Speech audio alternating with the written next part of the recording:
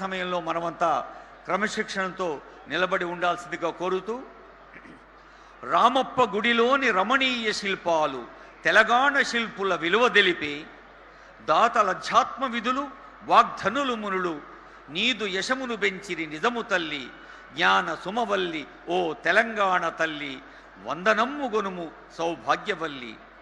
టీవీతో వెలుగొందు PV నృసింహుని జనికి Telangana వినుతభూష, ఆస్థాన కవి అయిన దాశరథి, ఇక్కడే దగ్గరలో ఉండే గార్ల దాశరథి పివి నరసింహారావు లాంటి మహనీయులకి ఈ గడ్డతో ఉన్న అనుబంధాన్ని మనం తలుచుకుంటూ, మరి ఒక జయశంకర్ సార్, ఒక గద్దరన్న ప్రజా యుద్ధ నౌకగా అందరి గుండెల్లో ఉన్న పెద్దలు వారు.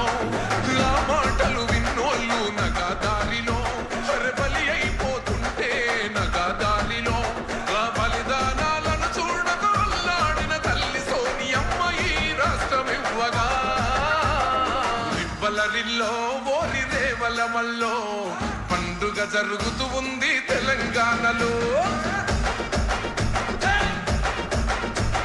రిబ్బలరిల్లో ఓరి రేవలమల్లో ప్రజాపాలన వచ్చింది తెలంగాణలో.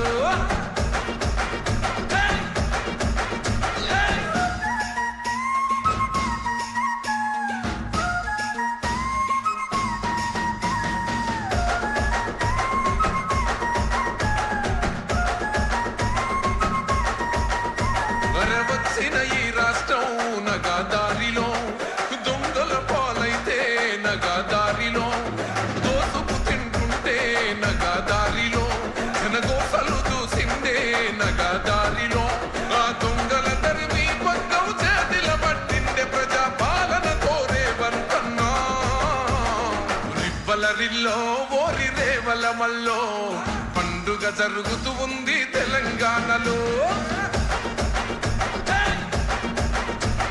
రిబ్బలరిల్లో ఓరి రేవలమల్లో ప్రజాపాలన వచ్చింది తెలంగాణలో. అరుబోనమెత్తే నగాదారిలో 4 కోట్ల గుండెలు 4 దిక్కుల జరిపే పండుగ స్వరాష్ట్ర సాధన. కొడేలు బద్దలు కొట్టాం, మహంకోర గుండెల్లో జెండను దింపాం, ఇబ్బంది లేని ఇందిరమ్మ రాజ్యం తెద్దాం. రెపరెపలాడిందిర జెండా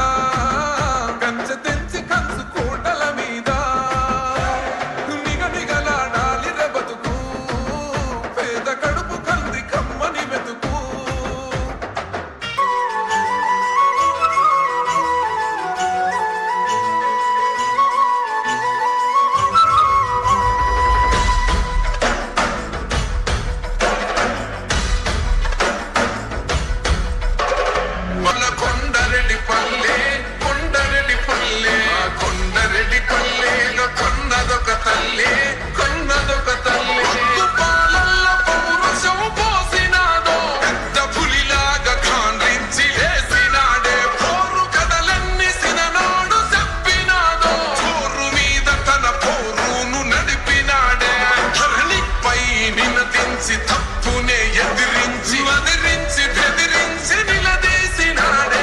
రంగు రంగులు అద్దిన సేతితోనే, ఆ సేతితోనే 3 రంగుల చెండ ఎగరేసినాడే రేవంతన్న చూడే.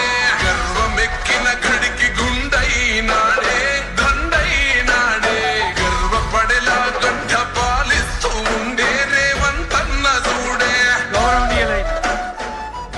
గౌరవనీయులైన ముఖ్యమంత్రి గారి చేతుల మీదుగా young India integrated residential school, advanced technology centre, Parakala Erragutta 4 lane road, అలాగే తెలంగాణ చరిత్రలోనే మొట్టమొదటిసారిగా కూడా Atmakur township development private land pooling పథకంతో, అలాగే విద్యుత్ శాఖ, త్రాగునీరు, అలాగే పరకాల మున్సిపాలిటీకి సౌకర్యాలు, ఉర్దూ గారు షాదీఖానా, ఇలాంటి అనేక అభివృద్ధి కార్యక్రమాలకు శిలా ఫలకాన్ని ఆవిష్కరించి వెంచేస్తున్న ముఖ్యమంత్రి గారికి స్వాగతం.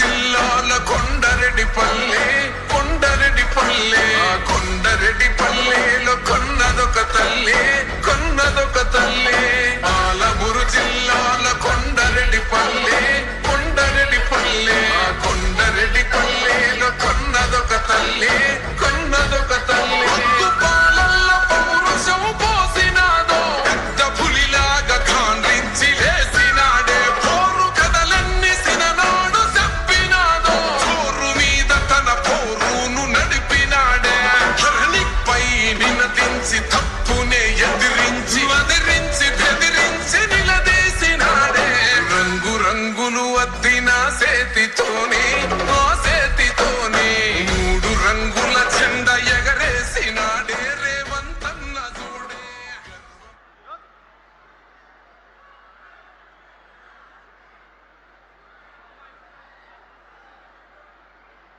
పండుగ సంబరాలు తెలంగాణ రాష్ట్ర ప్రజా ప్రభుత్వ అధినేత ముఖ్యమంత్రి శ్రీ రేవంత్ రెడ్డి గారు ప్రతి పల్లెకు మండలానికి నియోజకవర్గానికి ఉమ్మడి జిల్లాలకు అనేక సభల్లో పాల్గొంటూ ప్రజల గుండెతోన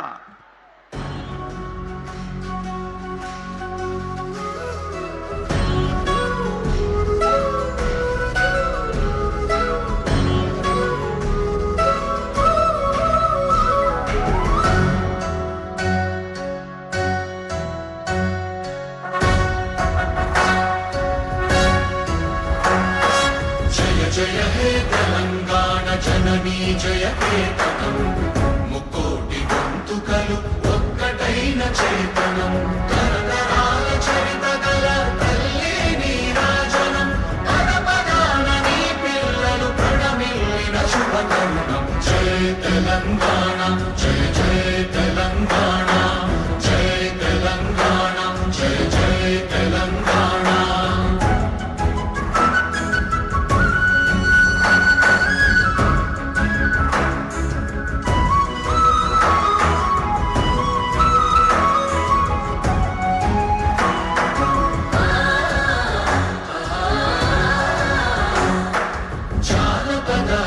జీవన చావళీలు చారువార కవి గాయక వైతాళిక కళల మంజీరాలు జాతిని జాగృత పరచే గీతాల జనజాతర అనునిత్యము నీ గానం అమ్మ నీవే మా ప్రాణం జయ తెలంగాణ జయ జయ తెలంగాణ జయ తెలంగాణ జయ జయ తెలంగాణ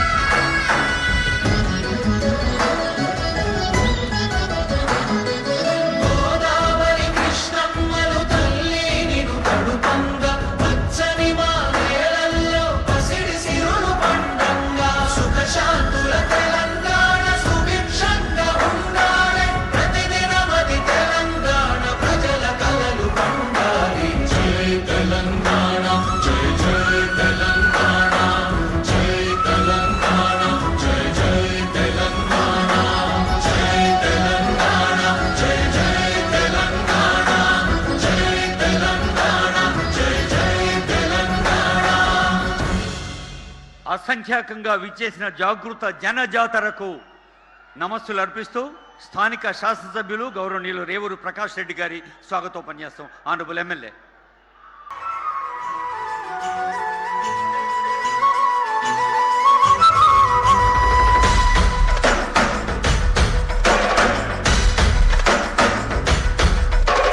పాలమూరు జిల్లాల కొండారెడ్డి పల్లె కొండారెడ్డి పల్లె కొండారెడ్డి పల్లెలో కొన్నదొక తల్లి కొన్నదొక తల్లి పాలమూరు జిల్లాల కొండారెడ్డి పల్లె కొండారెడ్డి పల్లె కొండారెడ్డి పల్లెలో కొన్న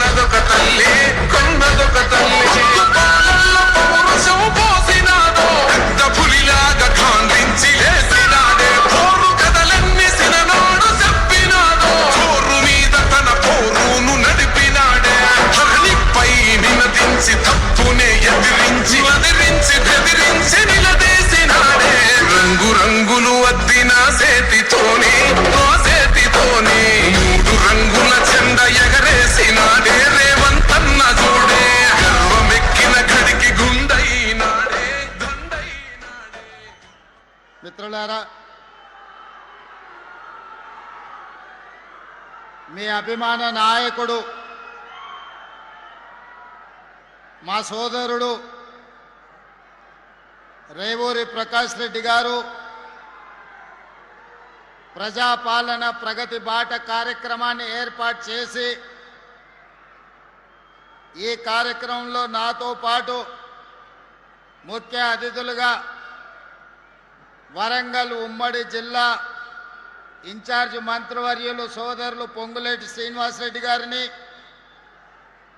మా సోదరీమణి మీ అభిమాన నాయకురాలు శ్రీమతి సీతక్క గారిని, అదేవిధంగా సహచర మంత్రివర్గ సభ్యులు మిత్రులు అడ్లూరు లక్ష్మణ్ గారిని, అదేవిధంగా శాసన మండలి సభ్యులు పిసిసి అధ్యక్షులు సోదరులు మహేష్ కుమార్ గౌడ్ గారిని, అదేవిధంగా స్థానిక పార్లమెంట్ సభ్యులు సోదరిమణి డాక్టర్ కావ్య గారిని, అదేవిధంగా మహబూబాబాద్ పార్లమెంట్ సభ్యులు మిత్రులు బలరాం నాయక్ గారిని, అదేవిధంగా మిత్రులు సోదరులు రాజ్యసభ సభ్యులు వేం నరేందర్ రెడ్డి గారిని, అదేవిధంగా పెద్దలు మాజీ మంత్రివర్యులు ఉప ముఖ్యమంత్రిగా పనిచేసిన అనుభవం ఉన్న శాసనసభ్యులు కడియం శ్రీహరి గారిని, అదేవిధంగా సోదరులు శాసనసభ్యులు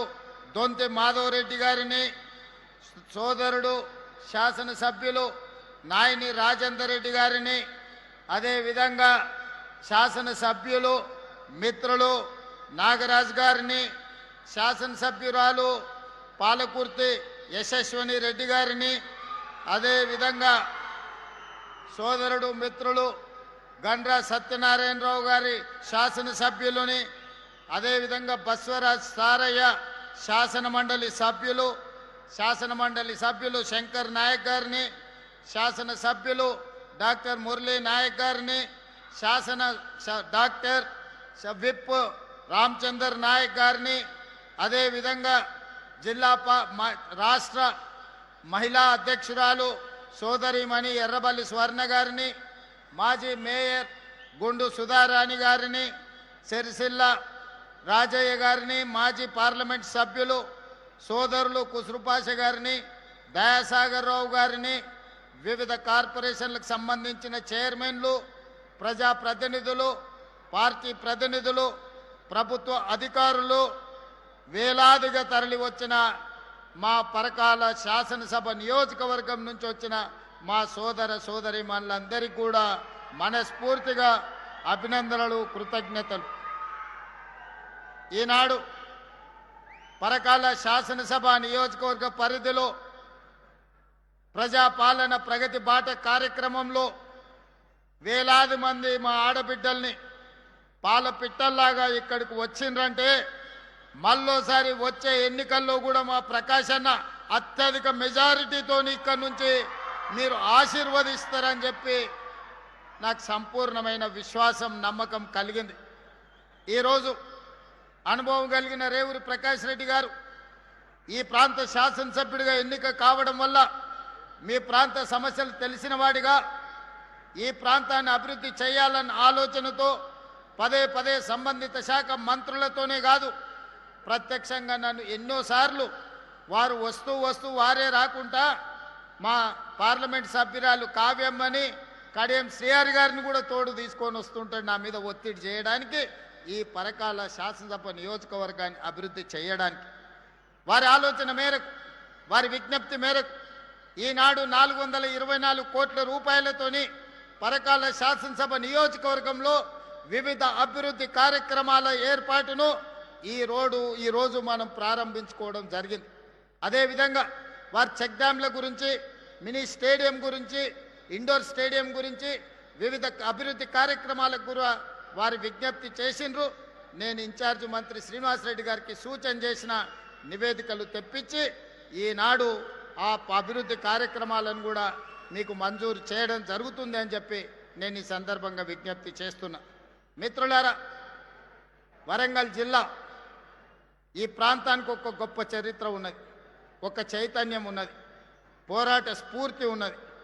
రాణి రుద్రమ నుంచి మొదలు పెడితే సమ్మక్క సారలమ్మ వరకు, అదేవిధంగా రుద్రదేవుడి నుంచి మొదలు పెడితే రామప్ప దేవాలయం, 1000 స్తంభాల గుడి ఈ ప్రాంతంలో అభివృద్ధికి, ఈ ప్రాంతంలో పోరాట పటిమకు ప్రతీకలు. అదేవిధంగా స్వతంత్రం వచ్చిన తర్వాత కూడా ఇక్కడున్న వాళ్ళను చూడండి. ఈ ప్రాంతం నుంచి ప్రాతినిధ్యం వహించిన వాళ్ళు ప్రొఫెసర్ జయశంకర్ గారు కావచ్చు, లేకపోతే దాశరథి గారు కావచ్చు, ఎంతోమంది ఈ ప్రాంతంలో ప్రజాప్రతినిధులుగా రాణించిన వాళ్ళే కాదు, ప్రజా జీవితంలో ప్రజల కోసం సర్వం ఒడ్డిన వాళ్ళ ప్రాంతం ఈ కాకతీయ సామ్రాజ్యం, ఈ ఓరుగల్లు కోట. ఈ ప్రాంతంలో ప్రజలకు చైతన్యం ఉన్నది, ప్రజలకు ఆలోచన ఉన్నది, ప్రజలు ప్రజా సమస్యల కోసం పోరాడే శక్తి ఉన్నది. ఎప్పుడైతే ప్రజల చేత ఎన్నుకోబడ్డ ప్రజాప్రతినిధులు మేం ప్రభువులము, మేము మనుషుల కంటే అతీతులం, మేము దేవుళ్ళమని భావిస్తారో, దేవుళ్ళుగా భావించి ప్రజల మీద ఆధిపత్యం చెలాయించాలి, ఈ ప్రజల్ని అణిచివేయాలా అనుకున్న ప్రతి సందర్భంలో ఈ వరంగల్ గడ్డ మీద చైతన్యంతో వాళ్ళను గోతి తీసి బొందబెట్టి ఒక చైతన్యాన్ని చూపించిన ప్రాంతం ఈ వరంగల్ ప్రాంతం. ఆనాడు విర్రవీగిన వాళ్ళు, అధికారంలో ఉన్నప్పుడు పోలీసుల చేత దాడులు చేయించిన వాళ్ళు, చివరికి భార్యాభర్తలు మాట్లాడుకుంటుంటే టెలిఫోన్ సంభాషణలు విన్న వాళ్ళు, ఇక ఎప్పటికీ అధికారం మాదే, మమ్మల్ని ఓడించేవాడు లేడు అని విర్రవీగిన వాళ్ళను యశస్విని, ఒక చిన్న అమ్మాయి 50,000 ఓట్లతోని బండకేసి కొట్టింది. రాజకీయాలలో కొండ, కాకలు తీరిన బండ అన్నాడు. కానీ మీ ఆడబిడ్డ ఒక్క దెబ్బ కొడితే బండ పక్కన 2 ముక్కలైంది. ఇది ఈ ప్రాంతంలో ఉన్న చైతన్యం. ఈ గెలుపు నాదో యశస్వినిదో కాదు, ఈ గెలుపు మీది. మీలో ఉన్న చైతన్యం, మీలో ఉన్న భావ ఆవేశం ఈనాడు ఈ ప్రాంతంలో 12 సీట్లకు 10 సీట్లను గెలిపించి ఈరోజు ప్రజాపాలన ప్రభుత్వాన్ని ఏర్పాటు చేసింది. అదేవిధంగా ఈనాడు పదే భావమార్దులు శాసనసభ ఏర్పాటు చెయ్యి, కేసీఆర్ పాలనలో ఏం జరిగిందో, రేవంత్ రెడ్డి పాలన ఏం జరిగిందో చర్చిద్దామని వారు అంటున్నారు. అయ్యా, మీ భావమార్దుల కోరిక మేరకు సెప్టెంబర్ నెలలో శాసనసభ సమావేశాలను ఏర్పాటు చేస్తా, భావమార్దులతో పాటు మీ మామను కూడా తీసుకొని రావాలి సభకని నేను చెప్తున్నా.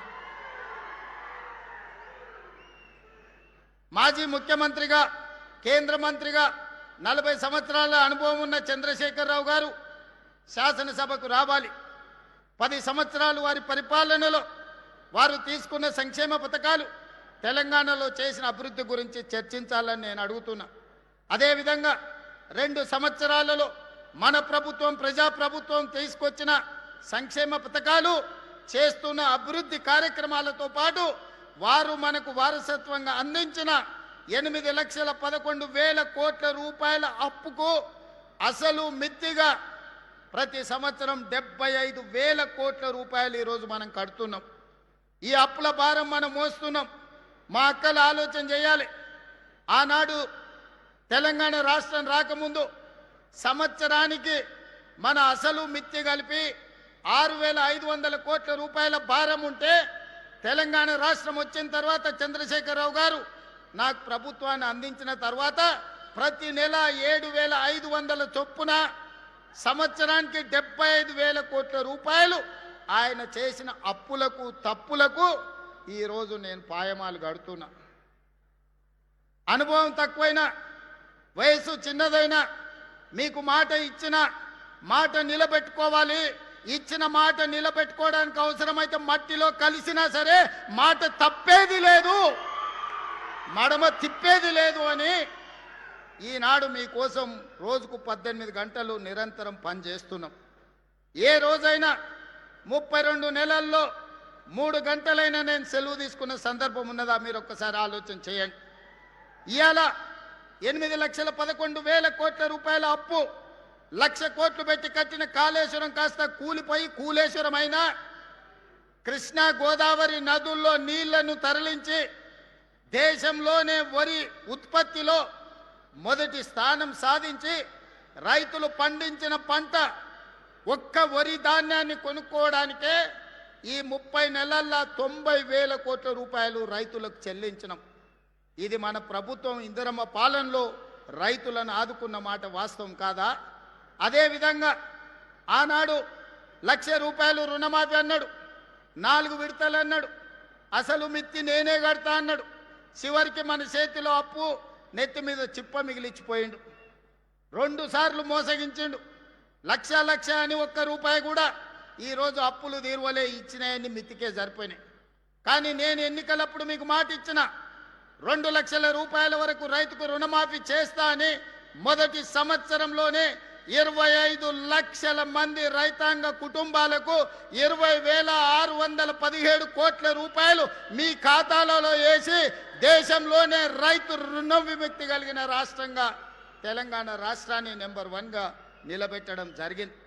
ఇదే కాదు, ఆనాడు రైతు భరోసా పథకంలో ఎకరకు 10,000 ఆయన ఇస్తే దాన్ని పెంచి ఈనాడు ఎకరకు 12,000 సంవత్సరం చొప్పున 32 నెలల మన ప్రభుత్వంలో 36,000 కోట్ల రూపాయలు రైతు భరోసా నిధులు రైతుల ఖాతాలో వేసి ఇది రైతు రాజ్యమని ఈరోజు దేశానికే చాటి చెప్పినాం.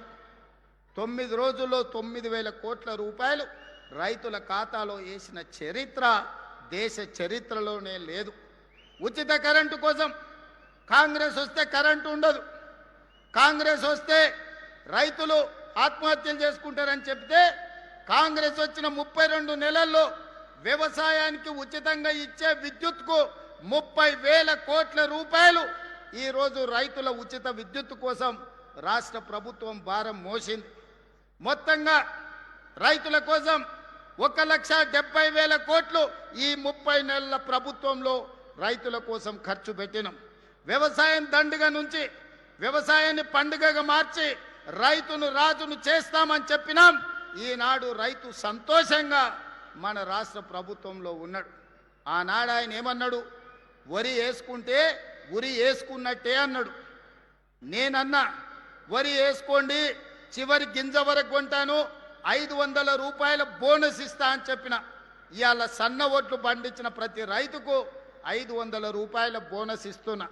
ఎకరకు 25 క్వింటాల నుంచి 30 క్వింటాలు ప్రతి పంటకు పండిస్తే 12,500 నుంచి 15,000 రూపాయలు అదనంగా ఈనాడు వరి పండించే రైతులకు బోనస్ ఇచ్చిన మాట వాస్తవం కాదా? ఇక్కడున్న రైతులకు తెలియదా అని నేను అడుగుతున్నా. వరంగల్ రైతాంగం చైతన్యమైనోళ్ళే కదా, మీరు క్యాలిక్యులేటర్ తీసుకొని లెక్కలు చెయ్యండి. రైతులకు మనం బోనస్ ఇచ్చిన మాట వాస్తవం కాదా? అదేవిధంగా ఆనాడు మహిళలు 5 ఏళ్ళు మంత్రివర్గంలో మంత్రులు లేరు. మంత్రి అయినా, ఎంపీ అయినా, ఎమ్మెల్యే అయినా ఏ పదవైనా కేసీఆర్ బిడ్డకు తప్ప ఇంకొక ఆడబిడ్డకి ఇచ్చిన పాపాన బోలే. కానీ మన ప్రభుత్వం వచ్చిన వెంబడే 2 ఆడబిడ్డల్ని మంత్రులను చేసినాం. అదేవిధంగా స్వయం సహాయక సంఘాలు పావులా వడ్డీ అన్నారు, 0 వడ్డీ అన్నారు. మీకు గుండు సున్న పెట్టిండి అక్క. అక్కలందరూ ఈయన ఉన్నారు, సంఘంలో సభ్యులే కదా అక్క. నేను వచ్చినాక 60,000 కోట్ల రూపాయలు బ్యాంకుల లింకేజ్ ఇచ్చి మా సీతక్క మీకు 2,000 కోట్ల రూపాయలు మీ వడ్డీ కింద బ్యాంకు కట్టిందా లేదా? సీతక్క ఇక్కడనే ఉంది కదా, మీరందరు లబ్ధిదారులు, మా ఆడబిడ్డలు ఈయనే ఉన్నారు కదా, కండ్ల ముందలు ఉన్నారు కదా, ఇది నిజం కాదా అక్క? మీకు ఇందిరా భవనాలు ఇయ్యలేదా? 8,000 గ్రామాలలో మీరు మీ సంఘాలు కూర్చోవడానికి ఈ మధ్యనే భూ కేటాయింపులు, నిధుల కేటాయింపు జరగలేదా? హైటెక్ సిటీ పక్కన 1,000 కోట్లతోని మీరు వ్యాపారాలు చేసుకోవడానికి మీకు కేంద్రాలు కేటాయించిన మాట వాస్తవం కదా? మీకు పెట్రోల్ బంకులు కేటాయించిన మాట వాస్తవం కదా? ఆర్టీసీ బస్సులు మీతో కొనుగోలు చేయించిన మాట వాస్తవం కాదా? ఇవాళ సోలార్ విద్యుత్ ఉత్పత్తి చేసే ఆధిపత్యాన్ని మీకు ఇచ్చిన మాట వాస్తవం కాదా? ఇవాళ మహిళలు బడులలో పిల్లలకు, మా అక్కలు బట్టలు గుట్టే వచ్చి ఉంటారు పిల్లలకి ఈసారి బడి బట్టలు, అవునా అక్క? ఎప్పుడన్నా కేసీఆర్ ఉన్నప్పుడు గుట్టినరా? ఇవాళ మీకు శిక్షణ ఇవ్వడమే కాదు, కుట్టు మిషన్లే కాదు, 27 లక్షల మంది పిల్లలకు బట్టలు కుట్టే ఉపాధి ఈరోజు మా అక్కలకు, మా ఆడబిడ్డల చేతికి అప్పచెప్పి పెత్తనం మీకు ఇచ్చిన మాట వాస్తవం కాదా? ఇలా ఒకటొక్కటిగా మా ఆడబిడ్డల్ని ఆర్థికంగా నిలబెట్టాలి. నగదు ఆడబిడ్డ చేతుల్లో ఉంటే ఇంట్లో పిల్లల చదువులకో లేకపోతే అత్తమామ వైద్య ఖర్చులకో, ఇల్లు కట్టుకోవడానికో, సంసారం చక్కదిద్దుకోవడానికి ఉంటుందని ఆడబిడ్డల చేతుల్లో నగదు ఆడే విధంగా ఇవాళ చర్యలు తీసుకున్న మాట వాస్తవం కాదా? ఎక్కడన్నా ఈ ప్రభుత్వంలో మీ తమ్ముడుగా మీ అన్నగా మీ రేవంత్ అన్నగా ఎక్కడైనా ఆడబిడ్డలకు కష్టం వస్తే చూస్తూ ఊరుకున్నానా, లేకపోతే మీకోసం కొట్లాడి మీకు నిధులు ఇచ్చి ఈరోజు మిమ్మల్ని అభివృద్ధి పదం వైపు నడిపిస్తున్నానా లేదా ఆలోచన చెయ్యండి. ఇవాళ రక్త సంబంధం లేకపోయినా నా ఇంటి ఆడపడుచుగా సీతక్కకు అన్ని రకాలుగా అండగా నిలబడ్డ వాస్తవం కాదా? అదే రక్తం పంచుకున్న బిడ్డ కేసీఆర్ బిడ్డ కేటీఆర్ చెల్లెలు కల్వకుంట్ల కవితకు ఆస్తిలో భాగం ఇయ్యాల్సి వస్తుందని కష్టాలలో జైలుకు పోయి ఇంటికి వచ్చి నాకు కాస్త సాయం చేయంటే సాయం చెయ్యాల్సి వస్తుందని ఈ కర్కోటకుడు సొంత చెల్లెల్నే ఇంట్లో నుంచి బయటికి గెంటేసిన నీచమైన చరిత్ర తారక రామారావుది కాదా? ఒకసారి మా అక్కల్ని ఆలోచన చేయమంటున్నా. చెడిపోయి పుట్టింటికి పోకూడదని అంటారు పెద్దలు, కానీ ఒకవేళ చెల్లి కష్టాలలో ఉండి ఇంటికి వస్తే వేల కోట్ల రూపాయల ఆస్తి ఉన్నోడు సొంత తొడబుట్టిన చెల్లెలకు సాయం చేయకుండా ఇంట్లో నుంచి గెంటేస్తే కన్న తండ్రి కళ్ళు మూసుకొని పోయినాడా? కన్న తండ్రి ఏమన్నా ధృతరాష్ట్రుడా? కొడుకును పిలిచి సలాకి కాల్చి వాత పెట్టి వంగబెట్టి ఈపుల మీద 4 గుద్ది సగం ఆస్తి బిడ్డకి ఇవ్వాలి కదా, కానీ ఇంట్లోకి వెళ్ళి బయటికి గెంటేసిండు. కానీ నేను మీ అందరినీ సొంత కుటుంబ సభ్యుల్లాగా ఇవాళ చూసుకుంటున్నానా లేదా? అంతెందుకు, ఆనాడు బతుకమ్మ చీరల కమిషన్లు కొట్టేస్తే ఆ ఇచ్చిన చీరలు ఎన్నడన్నా మీరు కట్టుకున్నారా అక్క? బతుకమ్మ చీరలు ఎన్నడన్నా కట్టుకున్నారా? పండుగ నాడైనా ఎన్నడైనా ఏడగట్టిరా చీరలు? పల్లి చేను వేసుకుంటే పందులు రాకుంటుండనికే బెదిరియనికే చేనుల కాడ కట్టిరు. మొక్కజొన్నలు వేసుకుంటే పక్షులు తినకుండా ఉండనికే వాటిని బెదిరించనికే చీరలుగా ఆ చీర తీసుకుపోయి కట్టారు. ఎన్నడన్నా ఒంటి మీద మా ఆడబిడ్డలు కట్టుకుర్రా? మరి ఇవాళ మీ సోదరుడు ఇందిరమ్మ చీరలు ఇస్తే, పాలపిట్ట రంగు చీరలు ఇస్తే వేలాది పాలపిట్టలు ఈ మీటింగులు వచ్చినాడు మా అక్కలందరూ ఆ చీర కట్టుకొని వచ్చారు. మీ తమ్ముడు పండుగ పూట మీకు పెట్టిన సారే కాదా ఈ చీర? ఈరోజు మీరు ఆశీర్వదించడానికి వచ్చిందంటే ఇంతకంటే నాకు మనసులో ఆనందం ఏముంటుంది? సోదరుడిగా నేను మీకు పెట్టిన చీరను సారె కింద భావించి ఈరోజు వేలాది మంది చీర కట్టుకొని మీరు ఇక్కడికి వస్తే నా ఆలోచన, మా సీతక్క విధానం ఈరోజు మీకు సహాయంగా నిలబడ్డ వాస్తవం కాదా? ఇదే కాదు, నిరుద్యోగ యువకులను ఇవాళ రెచ్చగొట్టాలని చూస్తున్నారు. ఉద్యోగ ఉపాధి నోటిఫికేషన్ల గురించి మాట్లాడుతున్నారు. ధర్నాలు నిరసనలు చేయమంటారు. 10 ఏళ్ళు ఉద్యోగాలు ఇవ్వలే, నోటిఫికేషన్లు ఇస్తే ప్రశ్న పత్రాలు బజార్లలో పల్లి బఠానీలలాగా అమ్ముకున్నారు. కోట్ల రూపాయలు సంపాదించుకున్నారు. పిల్లల ప్రాణాలు పోయినాయి. 10వ తరగతి పరీక్షలు నిర్వహించలేకపోయినారు. 12వ తరగతి పరీక్షలు నిర్వహించిన తప్పుడు విధానాలతో 27 మంది పిల్లలు ఆత్మహత్యలు చేసుకున్నారు. ఇక పబ్లిక్ సర్వీస్ కమిషన్ గ్రూప్ 1 పరీక్షలు అయితే 100 కోట్ల రూపాయలు సంపాదించుకున్నారు. కానీ అదే మన ప్రభుత్వం వచ్చిన తర్వాత 70,000 ప్రభుత్వ ఉద్యోగాలు గ్రూప్ 1, గ్రూప్ 2, గ్రూప్ 3, గ్రూప్ 4, అదేవిధంగా పోలీస్, మెడికల్ అండ్ హెల్త్ వివిధ శాఖల్లో 70,000 ప్రభుత్వ ఉద్యోగ నియామకాలు చేపట్టి నిరుద్యోగ యువకుల యొక్క ఆకాంక్షల్ని, కలల్ని నెరవేర్చడానికి మన ప్రభుత్వం పనిచేసిన మాట వాస్తవం కాదా?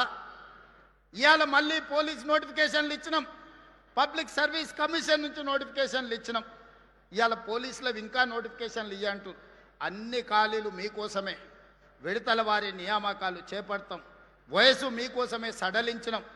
మీ మంచి కోసమే, మీ నిరుద్యోగ సమస్య పరిష్కారం కోసమే, మీ ఉజ్వల భవిష్యత్తు కోసమే ప్రభుత్వం ఆలోచన చేస్తున్నది. మీ రేవంత్ అన్న ఆలోచన చేస్తుండు. నా కుటుంబంలో ఎవరు ఉద్యోగాల కోసం పోయేది లేదు. ప్రభుత్వంలో మేము కింద మీద చేసేది లేదు. పేదల కోసమే, దళితుల కోసమే, గిరిజనుల కోసమే, మైనారిటీల కోసమే, మహిళల కోసమే ఈ ప్రభుత్వం పనిచేస్తుంది. ప్రభుత్వ ఉద్యోగ నియామకాలు చేపట్టే బాధ్యత నాది. విడతల వారీగా మీకు నియామకాలు చేపడతా, ప్రతి ఖాళీని భర్తీ చేస్తా. ఈరోజు నోటిఫికేషన్లు వచ్చిన పరీక్షలకు మంచిగా ప్రిపేర్ అవ్వండి. మాయ మాటలు వింటిరా మోసపోతారు. ఆనాడు అహో అగ్గిపెట్టెరావు గారు, అఘోరరావు గారు 100 రూపాయలు పెట్టి పెట్రోల్ తెచ్చుకున్నాడు సీసా నిండా. 10 పైసలు అగ్గిపెట్టె తెచ్చుకోలే. రెచ్చగొట్టిండు. అమాయకులైన పిల్లల ఆవేశానికి లోనైనరు. శ్రీకాంతాచారి ఎల్బీ నగర్లో నిట్ట నిలువున తగలబెట్టుకొని తెలంగాణ కోసం ఆత్మ బలిదానం చేసుకున్నాడు. ఒక యాదయ్య, ఒక కానిస్టేబుల్ కిష్టయ్య, ఒక ఈశాన్ రెడ్డి, ఒక వేణుగోపాల్ రెడ్డి, 1200 మంది పిల్లలు తెలంగాణ రాష్ట్ర ఉద్యమంలో వీళ్ళు రెచ్చగొడితే వీళ్ళు వీధి నాటకాలు వేస్తే ఆత్మ బలిదానాలు చేసి తెలంగాణ రాష్ట్రం తెచ్చుకున్నారు. కానీ చంద్రశేఖరరావు గారి కుటుంబంలో ఎవరికన్నా అగ్గిపుల్లంతనన్నా చేతి గాలిందా? ఎవరన్నా కుటుంబం వాళ్ళ బంధువులలో ఎవరన్నా తెలంగాణ కోసం ప్రాణత్యాగం చేసిండ్రా? రెచ్చగొట్టాలే, మంది పిల్లలను సావగొట్టాలి, ఆ శవాల పునాదుల మీద అధికారంలోకి రావాలనేదే వాళ్ళ ఆలోచన. మొన్నటికి మొన్న మీడియా మిత్రులు చూసింటారు, తెలంగాణ భవన్లో రక్తదాన కార్యక్రమం పెట్టారు. కాళేశ్వరం గోదావరి నీళ్లు మాకు ఇవ్వండి, మా రక్తం తీసుకోండి అని రక్తదాన కార్యక్రమం పెట్టారు తెలంగాణ భవన్లో. నేను అనుకున్న కనీసం తిన్న కొవ్వు అరుగుతుంది, హరీష్ రావుకు కేటీఆర్కు కొంత రక్తం ఇస్తే అనుకున్నా. వాళ్ళ కుటుంబంలో ఒక్కడు కూడా ఇయ్యలే. అమాయకులైన బీఆర్ఎస్ కార్యకర్తలు 100 మంది రక్తం ఇస్తే ప్రైవేట్ హాస్పిటల్లో పోయి కోట్ల రూపాయలకు ఆ రక్తం అమ్ముకున్నారు. ఆనాడు తెలంగాణ రాష్ట్రాన్ని దోపిడీకి పాల్పడుతుంది, 1000 కోట్లు కొల్లగొడుతుంది, అధికారాన్ని మీరే అనుభవిస్తుంది. చివరికి రోజు ప్రతిపక్షంలో ఉంటే మీ కార్యకర్తల రక్తాన్ని కూడా మోసం చేసి తీసుకొని ప్రైవేట్ హాస్పిటల్కి అమ్ముకొని పైసలు సంపాదించుకుంటున్నంటే మీరు మనుషుల, రాక్షసుల, రక్త పిపాసుల అని నేను ఈరోజు వేదిక మీద నుంచి అడుగుతున్నా. ఎందుకు ఇవ్వలేదే కేసీఆర్? ఆయనకు ఆరోగ్యం బాగాలేదనుకుందాం. హరీష్ రావు, కేటీఆర్ పాదయాత్రలు చేస్తాం, గోడలు దుంకుతాం అంటుండ్రు కదా, చుక్క రక్తం కూడా ఎందుకు ఇవ్వలేదు మన రక్తదానంలో అని అడుగుతున్నా. రాజ్యసభ తీసుకున్న సంతోష్రావు ఎందుకు ఇవ్వలేదు? మంత్రి పదవి తీసుకున్న ఎర్రబల్లి దయాకర్ రావు ఎందుకు రక్తం ఇవ్వలేదయా? ఎందుకు ఇవ్వలేదు? వినోద్ రావు ఎందుకు ఇవ్వలేదు? వాళ్ళు మాత్రం ఏమి ఇయ్యరు, సిల్లు గవ్వియ్యరు, సుక్క రక్తం పొట్టివ్వరు. తెలంగాణ ప్రజల సొమ్ము 1000 కోట్లు కొల్లగొడతారు, చివరికి కార్యకర్తల రక్తాన్ని కూడా అమ్ముకునే రక్త పిపాసులు ఈరోజు కేసీఆర్ కుటుంబం అని నేను చెప్పదలుచుకున్నా. అందుకే యువ మిత్రులారా, మీ జీవితాలను నాశనం చేసుకోకండి, మీ ప్రాణాలు త్యాగం చేసుకోకండి, మీ సమయాన్ని వృధా చేసుకోకండి. మీరు ధర్నాలను, నిరసనలను పోతే పోలీసులు ఏవైనా కేసులు పెడితే మీ ఉద్యోగ ఉపాధి అవకాశాలు దెబ్బతింటాయి. ఆనాడు తెలంగాణ ఉద్యమంలో పెట్టిన కేసులు ఈనాటికి మిమ్మల్ని వెంటాడుతున్నాయి, వేటాడుతున్నాయి. అందుకే మీ సోదరుడు మీ రేవంత్ అన్న ఇక్కడ ఉన్నంత కాలం మీ ఉద్యోగ ఉపాధి అవకాశాల కోసం 100% మీకోసం కృషి చేస్తా, మీ సమస్యల్ని పరిష్కరిస్తా అని చెప్పదలుచుకున్నా. ఒక పక్కన రైతుల కోసం, మరో పక్కన మా ఆడబిడ్డల కోసం, ఇంకొక పక్కన నిరుద్యోగ యువకులు, విద్యార్థుల కోసమే ఈ రాష్ట్ర ప్రభుత్వం ఉన్నది. రైతు సంక్షేమం కోసం, రైతుల అభివృద్ధి కోసం, మహిళల అభ్యున్నతి కోసం, నిరుద్యోగ యువకుల ఉద్యోగ ఉపాధి కోసం మన ప్రభుత్వం పనిచేస్తుంది. నిండు మనసుతో మీరు ఆశీర్వదించండి. అదేవిధంగా నిన్న మన వాళ్ళు మాట్లాడి చర్చిద్దాం, సవాలు చేద్దామని శాసనసభలో. మళ్ళీ చెప్తున్న మీడియా మిత్రులారా రాసుకోండి, సెప్టెంబర్లో శాసనసభ సమావేశాలను పెడతాను. నేను ఒక పోలిక నేను మీకు చెప్పదలుచుకున్నా. ఆనాడు చంద్రశేఖరరావు గారు ముఖ్యమంత్రి అయ్యిండు. చంద్రశేఖరరావు గారు ముఖ్యమంత్రి అయితే హరీష్ రావు గారు, తారక రామారావు గారు మంత్రి అయ్యిండ్రు. నేను ముఖ్యమంత్రి అయితే మా సుయితక్క, కొండా సురేఖని మంత్రులను చేసిన నేను. ఆనాడు చంద్రశేఖరరావు ముఖ్యమంత్రి అయితే ఆయన ఎర్రబల్లి దయాకర్ రావుని మంత్రిని చేసిండు. నేను ముఖ్యమంత్రి అయితే మా అడ్లూరు లక్ష్మణ్ని నేను మంత్రిని చేసిన. ఆనాడు చంద్రశేఖరరావు గారు ముఖ్యమంత్రి అయితే ఆయన బిడ్డను ఎంపీ చేసుకున్నాడు, ఓడిపోతే ఎమ్మెల్సీ చేసుకున్నాడు. నేను ముఖ్యమంత్రి అయితే మా చెల్లెలు డాక్టర్ కావ్యను పార్లమెంట్ సభ్యుడిగా చేసిన, యశస్విని ఎమ్మెల్యేగా చేసిన నేను. ఆనాడు చంద్రశేఖరరావు ముఖ్యమంత్రి అయితే జోగినిపల్లి సంతోష్రావు సడ్డకుని కొడుకుని రాజ్యసభ చేసుకున్నాడు. ఈనాడు నేను ముఖ్యమంత్రి అయితే మిత్రధర్మంగా వేం నరేందర్ రెడ్డిని మీ బిడ్డను రాజ్యసభలోకి పంపించిన నేను. ఆనాడు చంద్రశేఖరరావు ముఖ్యమంత్రి అయితే కరీంనగర్లో వినోద్రావును బండకేసి కొడితే ప్లానింగ్ కమిషన్ వైస్ చైర్మన్ చేసుకున్నాడు. నేను ముఖ్యమంత్రి అయితే తెలంగాణ ఉద్యమ కారకుడు JAC political JAC chairman Kodandaram గారిని నేను ఎమ్మెల్సీ చేసిన. ఇవాళ మీరు పోల్చుకోండి, చూడండి. చంద్రశేఖరరావు చేసింది ఫ్యామిలీ జస్టిస్ అయితే నేను చేసింది సోషల్ జస్టిస్. చంద్రశేఖరరావు గారు ముఖ్యమంత్రి అయితే ఆయన కొడుకును కేటీఆర్ను కార్యనిర్వాహక అధ్యక్షుడిని చేసుకున్నాడు. నేను ముఖ్యమంత్రి అయితే మా సోదరుడు మహేష్ గౌడ్ను సోషల్ జస్టిస్లో కాంగ్రెస్ పార్టీ అధ్యక్షుడిని చేసిన. ఇవాళ మీరు చెప్పండి సోదరులారా, కేసీఆర్ అయితే కేసీఆర్ కుటుంబానికి లాభం. అదే కాంగ్రెస్ పార్టీ అధికారంలోకి వస్తే బీసీలకు, ఎస్సీలకు, ఎస్టీలకు, మైనారిటీలకు మీ కుసూర్ పాషా ఈరోజు ఒక బలమైన బాధ్యతలు ఉన్నాడు. ఒక అజరుద్దీన్ ఈరోజు ఒక మంత్రిగా రాణిస్తున్నాడు. అందుకే ఈనాడు నేను స్పష్టంగా సవాల్ విసురుతున్నా. చంద్రశేఖరరావు ముఖ్యమంత్రి అయితే ఎవరెవరికి లాభం జరిగిందో అదే ఇందిరమ్మ రాజ్యం ప్రజాపాలన వస్తే ఏ రకంగా సీతక్క, కొండా సురేఖమ్మ మంత్రులైండో, ఏ రకంగా అడ్లూరు లక్ష్మణ్ మంత్రి అయిండో, ఏ రకంగా అజరుద్దీన్ మంత్రి అయిండో, ఏ రకంగా డాక్టర్ కావ్య ఎంపీ అయిందో, యశస్విని ఎమ్మెల్యే అయిందో, వేం నరేందర్ రెడ్డి రాజ్యసభ అయిందో, లెక్కలన్నీ పక్కాగా నేను చెప్తా. ప్రొఫెసర్ కోదండరామ్ ఏ రకంగా ఎమ్మెల్సీ అయిందో, ప్రొఫెసర్ జయశంకర్ గ్రామం రెవెన్యూ విలేజ్ ఏ విధంగా అయిందో నేను లెక్క చెప్తా. ఆ గ్రామానికి మా అన్న చెప్తున్నాడు 10 కోట్ల రూపాయలు డెవలప్మెంట్కి ఇచ్చినామని. ఆయన మాత్రం చింతమడకకి ఇచ్చుకున్నాడు. అవి కూడా ఇచ్చిండో కమిషన్లు కొట్టేసిండో నాకైతే తెలియదు. అందుకే ఈనాడు మిత్రులారా, ఇది ప్రజాపాలన. ఒకటొకటిగా సమస్యల్ని పరిష్కరించుకుంటున్నాం, మెల్లమెల్లగా కూడా తీసుకుంటున్నాం. ఈరోజు బోల్తా కొట్టిన బండిని పట్టాలు ఎక్కించినాం. ఇక పరిగెత్తిచ్చుడే ఉన్నది. మీ అందరి సహకారం, మీ అందరి ఆశీర్వాదం ఉండాలి. నిండు మనసుతో ఏ విధంగా అయితే పరికాలలో మన్న ప్రకాశ్ అన్నని గెలిపించినో రాబోయే 2029లో రెట్టించిన మెజారిటీతోని ఈ ప్రాంతంలో గెలిపించండి. ఆ పక్కన దొంతి మాధవరెడ్డి గారిని, మిగతా వాళ్ళని, వేదిక మీద ఉన్నోళ్ళని, గక్కనే మన నాయన రాజేందర్ ఉన్నాడు. వరంగల్కి అండర్ గ్రౌండ్ డ్రైనేజ్ ఇస్తే ఏం అడగను అన్నాడు. 6,000 కోట్లతో అండర్ గ్రౌండ్ ఇచ్చిన. మళ్ళీ ఎంబడే వచ్చి ఔటర్ రింగ్ రోడ్ కావాలన్నాడు. అది కూడా ఇచ్చిన. మళ్ళీ వచ్చిన అన్నగా ఎయిర్పోర్ట్ ఇస్తూ అంటే గది కూడా అవుతుందని ఎయిర్పోర్ట్ కూడా నేనే ఇచ్చిన. ఇవాళ రైల్వే కోచ్ ఫ్యాక్టరీ కాజిపేటలో 10 ఏళ్ళు కేసీఆర్ దేకపోతే నేను తీసుకొచ్చి ఈరోజు పనులు ప్రారంభించిన. మీరు చెప్పండి మిత్రులారా, ఆనాటి ప్రభుత్వంలో నిజాం కాలంలో నడిచిన ఎయిర్పోర్టు బంద్ అయితే ఒక్క రోజన్న మీ దిక్కు చూసిండా? Kazipet railway coach factory Sonia Gandhi హామీ ఇస్తే ఒక్కరోజైనా దానికోసం ప్రయత్నం చేసిండా? ఎన్నడన్నా మీ అండర్ గ్రౌండ్ డ్రైనేజ్ ఉండాలి వరంగల్కి అని ఆలోచన చేసిండా?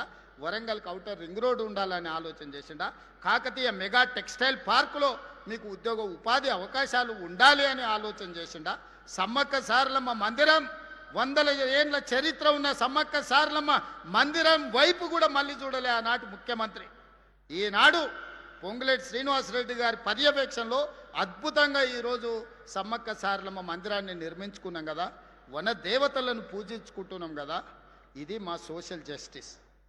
సామాన్యుల కోసం పనిచేసే ప్రభుత్వం, మీకోసం పనిచేసే ప్రభుత్వం, మీలో కలిసిమెలిసి ఉండే ప్రభుత్వం. నేను వేరు మీరు వేరు కాదు. మీలో నేను ఒక్కడనే. నేను కూడా గ్రామాల నుంచే వచ్చిన, నేను కూడా పల్లెటూరు నుంచే వచ్చిన. కష్టాలు నాకు కొత్త కాదు. కష్టాలున్న పేదోళ్ళు, దళితులు, గిరిజనులు, ఆదివాసుల మధ్యలోనే పుట్టి పెరిగి వచ్చిన. అడవి జీవితం గురించి తెలుసు, ఆడబిడ్డల కష్టాల గురించి తెలుసు. అభివృద్ధి చెయ్యాలంటే కష్టపడి పనిచేసే విధానం తెలుసు. పాలమూరు అంటేనే కష్టానికి మారు పేరు. మీకోసం ఎంతైనా కష్టపడతా. వయసు ఉంది, ఓపిక ఉంది, మీకోసం పని చేయాలన్న చిత్తశుద్ధి ఉంది. మీ ఆశీర్వాదం ఉన్నంతకాలం 1000 మంది కేసీఆర్లు వచ్చిన ఒక ఎంటిక కూడా పీకలేడని చెప్పి మీ అందరి సమక్షంలో అనుకుంటున్నారు. అబద్ధాలు చెప్తే అబద్ధాల సంఘంతో నడిపితే సోషల్ మీడియాలో పెడితే దానివల్ల ఏదో ఒరుగుద్దని. ఒరిగేది లేదు, కరిగేది లేదు. మీ ఈపులు విమానమూతం అవుతాయని తెలియజేస్తూ, శాసనసభలో తేల్చుకుందామని తెలియజేస్తూ మీ అందరి దగ్గర సెలవు తీసుకుంటున్నా. ధన్యవాదాలు మిత్రులారా.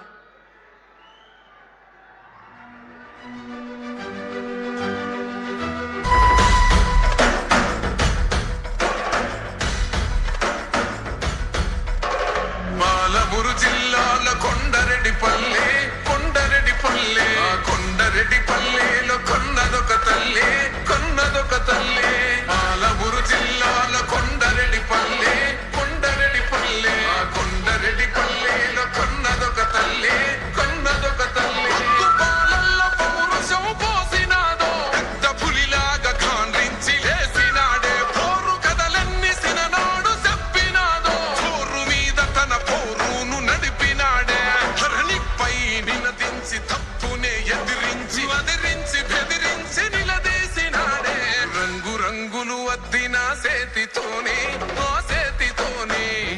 రంగుల